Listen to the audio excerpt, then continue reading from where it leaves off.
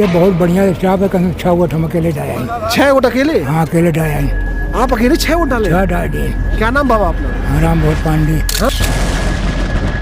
हाँ 6 वोट अकेले मार दिए? अकेले मार दिए। भाजपा का? भाजपा का। कब मारे? सवेरे। अकेले 6 वोट मारे? अकेले दादा आप 6 वोट मारे? मार दिए। हाँ कौन से बूथ पे? यही बूथ है मिल्कीपुर में भाजपा जीत गई, वो भी बम्पर वोटों के साथ। आपको पता है जीत का आंकड़ा जो है वो 61,000 61,500 के करीब में। और ये हुआ कैसे? ये जो एक गाना चल रहा था ना, हुआ था गुरूर जो अयोध्या ने मिटा दिया, फिर से अपने असली भक्त को जिता दिया, ऐसा कोई गाना है ना, तो ठीक वैसे ही है। तो कहीं ना कहीं अयोध्या जीतने के बाद इंडिया गठबंधन समाजवादी पार्टी के दिमाग में क्या क्या चीजें चल रही थी। खैर उसी का बदला लेने के लिए यहाँ पर बीजेपी भी तैयार थी। काफी समय से 7 बार रैलियां हो चुकी योगी जी की, लेकिन इसके बावजूद इसमें सबसे अच्छे काम किसने किया और किसके जरिए जीता होगा चुनाव? तो उस टाइम पे हमारे पास 2 वीडियो आए। 2 वीडियो में एक सबसे पहले वीडियो आप देखिए तो शायद आपको कुछ समझ में आ जाए। देखिए दादाजी। भाजपा भाई झंडा पहने आए मरे भैया भाजपा। हाँ हाँ एकदम भाजपा। अरे बहुत बढ़िया स्टाफ है। कहीं 6 वोट हम अकेले डाले हैं। 6 वोट अकेले? हाँ अकेले डाले हैं। आप अकेले 6 वोट डाले? 6 डाल दिए। क्या नाम बाबा अपना? राम बहुत पांडे। हाँ 6 वोट अकेले मार दिए? अकेले मार दिए। भाजपा का? भाजपा का। कब मारे? सवेरे। हाँ अकेले 6 वोट मारे?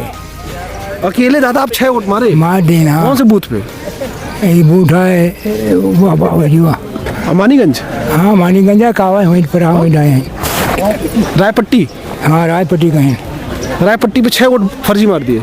मारी ना, हमारे हिंदू है ना, मुसलमान को दे जा, हिंदू को डेट है। तो आपने इस वीडियो में क्या देखा कि दादाजी ने 6 वोट डाल दिए। किसको? भाजपा को। फिर दादाजी ने 6 वोट डाल दिए। हाँ 6 वोट डाल दिए भाजपा को। कितना उत्साह, कितना उमंग दिख रहा है। ऐसा लग रहा है भैया हमने कमाल कर दिया, वो भी मीडिया के सामने। लेकिन फिर कोई बात नहीं, फिर पार्टी बीजेपी के तरफ से बीजेपी का चैनल है, उसके द्वारा एक बात बताई जाती। नहीं ऐसा नहीं है, इन्होंने ऐसा बताया था, वो अपने परिवार को लेकर बता रहे थे। तो आप देखिए सफाई। आपका एक बयान चल रहा है कि आपने 6 वोट अकेले डाला है। नहीं हमारे परिवार के 6 जने लेके ही डाला है। अच्छा।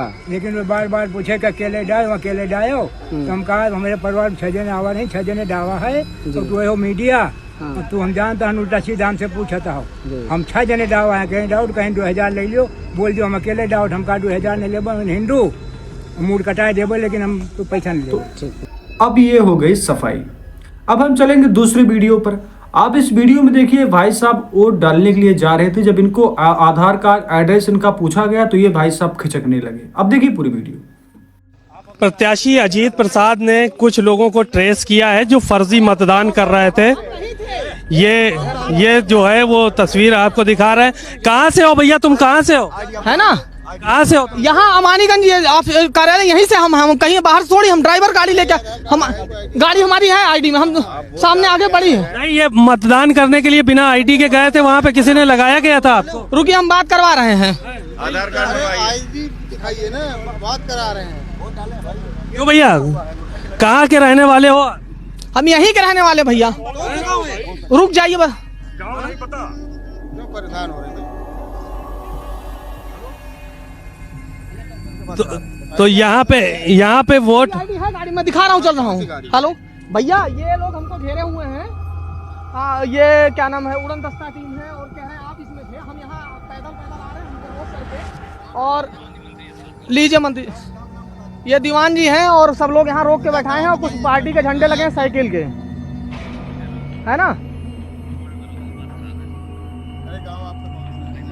और ये कह रहे हैं कि आधार कार्ड दीजिए, गांव बताएं। हाँ भाई साहब, मैं को सर जी बात करेंगे। हेलो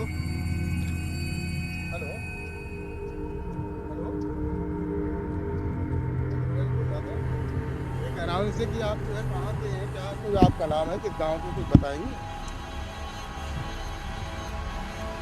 हेलो हैं? अरे पूछ रहा हूँ तो बता नहीं रहे हैं, बताइए पहले। हैं? बोल ही नहीं ना कुछ। हेलो भैया ये रोक के बैठे हुए हैं सर, उसके बाद कह रहे हैं कि आधार कार्ड दिखाइए। रुक जाइए। हाँ नहीं बताओ ना क्या है, कहाँ से है और रहने वाले हो ये तो बताओ ना। घर का है तो खुद नहीं जी हाँ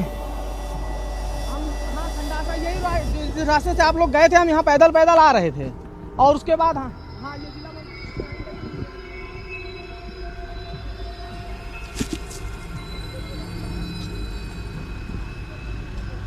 और उड़नदस्ता टीम में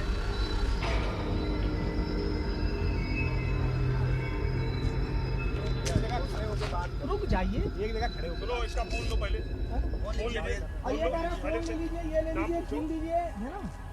गाँव बता दो, छोड़ दो इसको।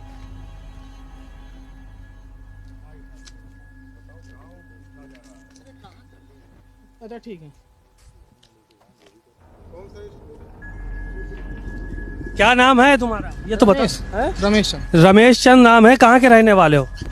यहीं के रहने वाले खंड। तो ये खंडासा के ये वोट डाल के आ रहे हो अभी? नहीं अभी वोट नहीं डाला। अंगूठा लगा हुआ है, अंगूठा नहीं निशान तो लगा है अंगूठे का, पैड का नहीं पैड नहीं लगा है। अंगूठा लगा है ना, तो फर्जी मतदान कर रहे थे क्या वहाँ? नहीं कोई फर्जी मतदान नहीं कर रहे थे। रुक जाइए अभी बात कर रहे हैं। नहीं बात क्या क्यों मुंह के लगाए हैं आप? नहीं बताओ ना, आपको जो है आपके ऊपर यहाँ पे ट्रेस हुए हैं तो इसलिए पूछ रहे हैं, बताइए।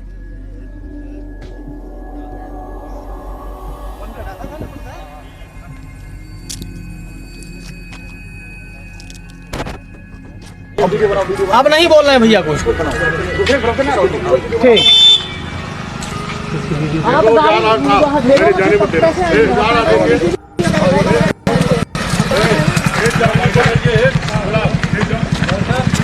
कहाँ जा रहे हैं? अब ये देखिए जब किन्हीं के पास कॉल कर रहे हैं। खैर बताया जा रहा है कि ये अंबेडकर नगर के हैं, पर कितनी बात सच है, कहाँ के रहने वाले हैं, इसका प्रूफ मेरे पास नहीं है कि हाँ भैया ये अंबेडकर नगर रहने वाले, फैजाबाद के हैं, कहाँ के रहने वाले। ये तो जिनको प्रॉब्लम होगी और जिनको जांच करना होगा वो करेंगे। खैर मेरा एक अनुमानित है। अब हम दूसरी बात करते हैं कि 61 अगर इस प्रकार से वोट डाले जाते हैं, जिस प्रकार से चाचा जी ने डाला, फिर ये भाई साहब डालते हैं दूसरे जिला से जाके या कहाँ से आके डालते हैं, तो इस प्रकार से कोई भी चुनाव जीत लिया जाएगा और भाजपा तो भाई साहब हर जगह जीत जाएगी। अभी देखिए कटहरी में हाल ऐसा है, फिर इसके बाद मिल्कीपुर में हाल ऐसा है, और दिल्ली का तो गेम आपने देखा, वहाँ पर अखिलेश यादव भी प्रचार करने के लिए गए थे, कुछ हुआ नहीं हुआ, केजरीवाल चुनाव हार गए। तो अब अखिलेश यादव कह रहे हैं नहीं नहीं, इंडिया गठबंधन अब और मजबूत होगा, क्योंकि हारने के बाद ही आदमी मजबूती में आता और फिर जीतने का मजा आता। इंडिया गठबंधन मजबूत होगा। नहीं लेकिन हरियाणा इंडिया गठबंधन और मजबूत होगा। हम और आप लोग अपनी कई बार हार से बहुत कुछ सीखते हैं। हार से सीखना ही आने वाले समय के लिए रास्ता बनाता है। और सच्चाई तो ये पत्रकार साथियों, अगर आपको याद हो चुनाव शुरू होने से पहले मिल्कीपुर का मैंने कहा था कि पत्रकार साथियों आपको जरूर आना चाहिए। ये महाकुंभ की तरह 144 वर्षों बाद ये उपचुनाव हुआ है। ऐसा उपचुनाव आपको 144 साल बाद ही देखने को मिलेगा। आपने ये मौका, आपसे ये मौका खो दिया, चूक गया। इसलिए मैं आपके माध्यम से कहना चाहता हूँ, लोकतंत्र के जांबाज लोग जिन्होंने ये चुनाव जिताया है, उन्हें प्रमाण पत्र मिलना चाहिए, उन्हें सम्मान मिलना चाहिए। लोकतंत्र जांबाज के नाम पर उन्हें सम्मान देने का काम कोई ना कोई तो करे उनका। मतलब ठीक है, मतलब शायद इनको भी समझ में आ गया कि हाँ भैया अगर ऐसा हमारे साथ हुआ उत्तर प्रदेश में तो फिर कहानी तो हमारी भी वही चलेगी, 27 की सत्याधीश हो जाएगी। मतलब जो बात है साफ है।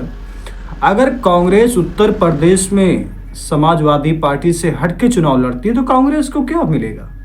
कुछ विधायक मिलेंगे, लेकिन समाजवादी को सत्ता नहीं मिलनी है, ये मेरा मानना है। आप भी जानते हैं कि अगर ऐसा होता है तो बहुत मुश्किल है। वैसे भी अब तो कितना आसान लग रहा है कि 27 में किसकी सरकार बनेगी, ये अलग बात है। लेकिन बदलाव चाहती 10 साल के बाद, केजरीवाल का हो गया, लेकिन हमेशा बदलाव हो ये भी ज़रूरी नहीं।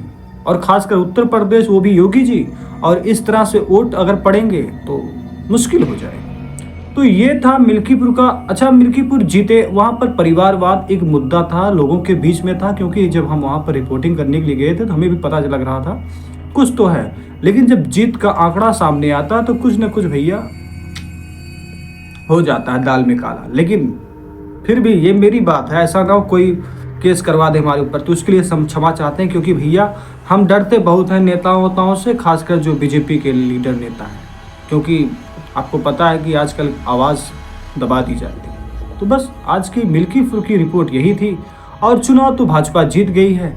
खैर, जीत का जश्न जिस प्रकार से होना चाहिए उस प्रकार से जश्न है नहीं। ऐसा लगता है कि इसको हमने जीता थोड़ी है, तो वो फील नहीं है। चलो इसके साथ ख़त्म करते हैं अपनी बात। मिल्कीपुर की जय, भाजपा जीत गई।